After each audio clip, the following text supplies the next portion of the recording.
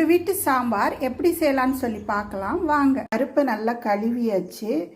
இப்போ இதில் வந்து ஒரு 1/4 ஸ்பூன் மஞ்சள் தூள், சீரகமும் வெந்தயமும், பச்சை மிளகாவும் பூண்டும், பெருங்காயத்தூள்.